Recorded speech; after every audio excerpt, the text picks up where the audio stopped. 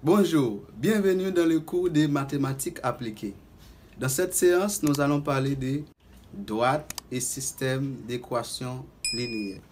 Nous allons d'abord définir une droite et représenter différents cas de figure d'une droite par rapport à sa pente. Nous allons parler de la pente d'une droite qui est un élément essentiel pour représenter une droite et nous allons voir par la suite le système d'équations et l'importance de ces éléments-là dans le domaine de l'économie, de l'administration et de la gestion. Une droite se définit comme une représentation graphique d'une équation linéaire à une ou deux inconnues. Par exemple,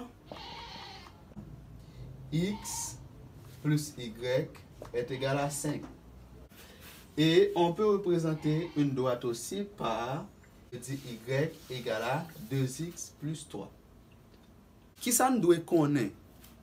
Une droite se définit par sa pente. Et par deux points, on peut faire passer une droite. Alors, nous allons montrer comment peut-on calculer la pente d'une droite. C'est extrêmement important. Je vous invite à abonner à la chaîne, s'il vous plaît, si vous pouvez faire ça. Nous partons. Soit A, le point A de coordonnées x1 et y1, et le point B de coordonnées x2 et y2. Ça, c'est deux points. Nous sommes capables de faire passer une droite. Nous allons représenter ces deux points-là dans le système graphique. Voilà. Supposons qu'on a le point A qui est passé par x1 ici et y1 ici. Et ça, c'est le premier point. Et le point B, comme ça, on a y2 et x2.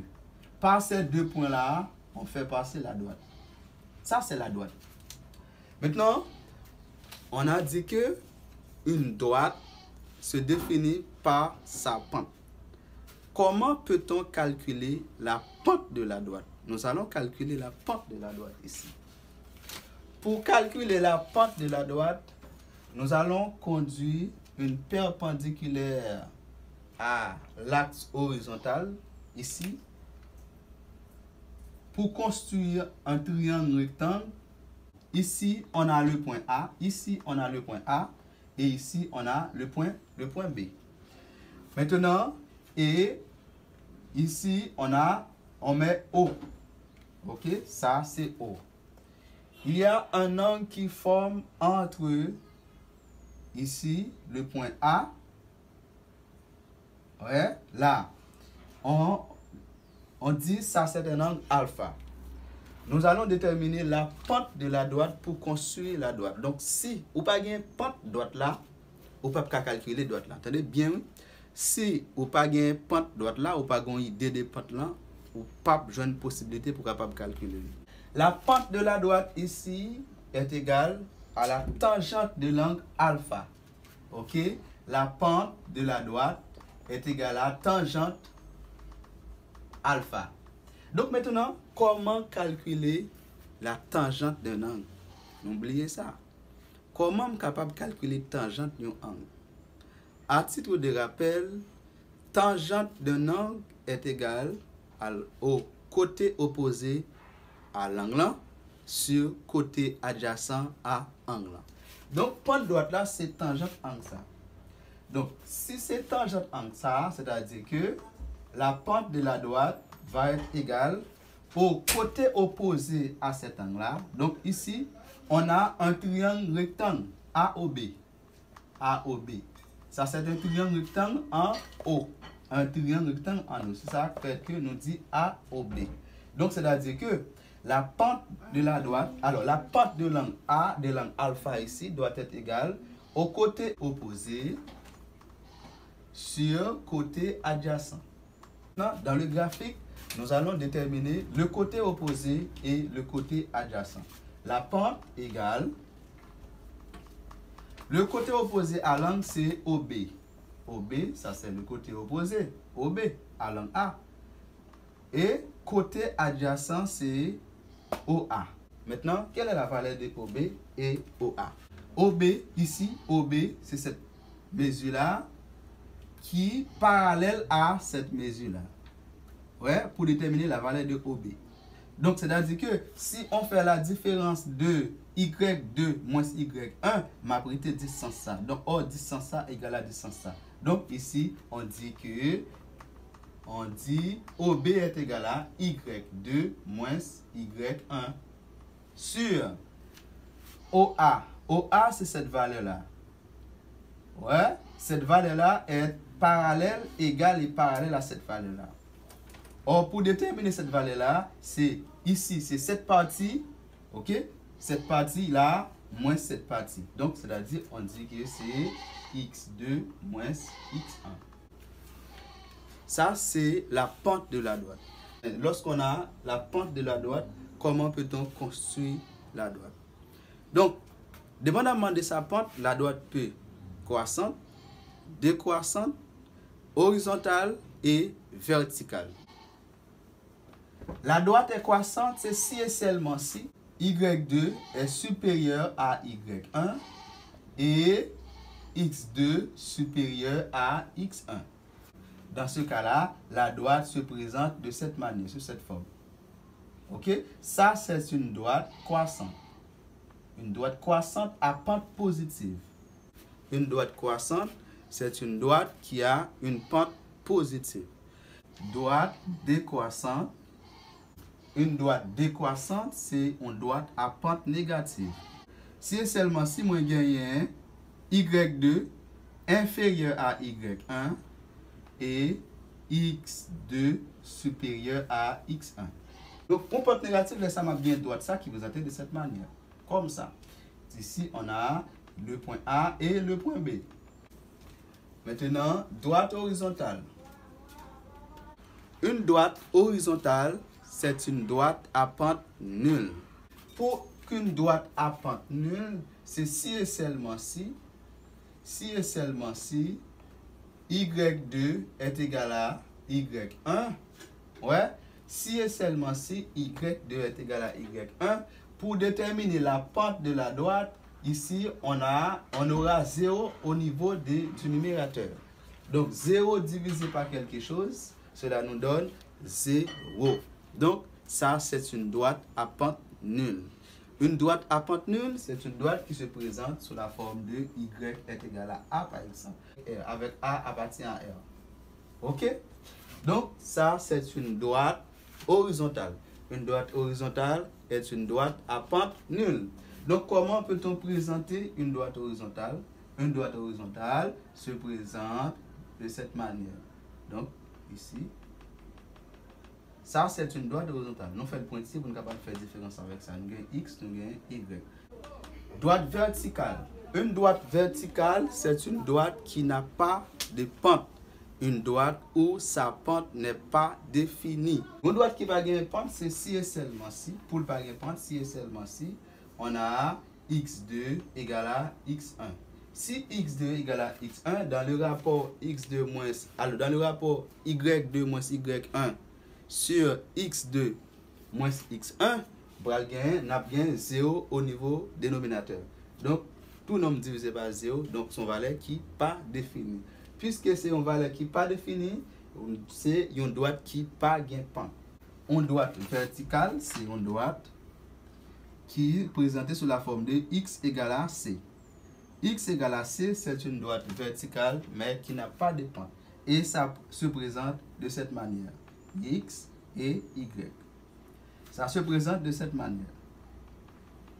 Voilà. Ça, c'est une droite verticale. Donc, en résumé, une droite croissante, c'est une droite à pente positive.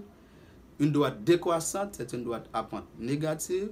Une droite horizontale, c'est une droite à pente nulle. Et une droite verticale, c'est une droite qui n'a pas de pente. Et l'exercice, déterminer la droite passant par ces deux points.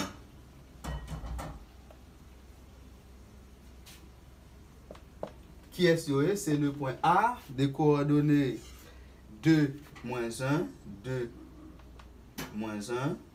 Et le point B de coordonnées, le point B de coordonnées 3 et puis moins 4. Le point B de coordonnées 3, moins 4. D'abord, solution. D'abord, nous allons définir la pente de la droite. OK? Après avoir défini la pente de la droite, on aura à présenter la droite au complet.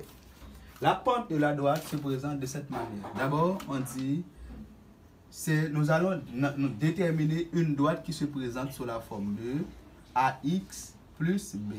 Pour déterminer ni la valeur de A ni la valeur de B, il faut avoir la pente. OK? A, c'est la pente de la droite. B, c'est une constante. Maintenant, avec ces deux points, nous allons déterminer la pente. Donc, c'est que déterminer la valeur de A. A, c'est la pente de la droite.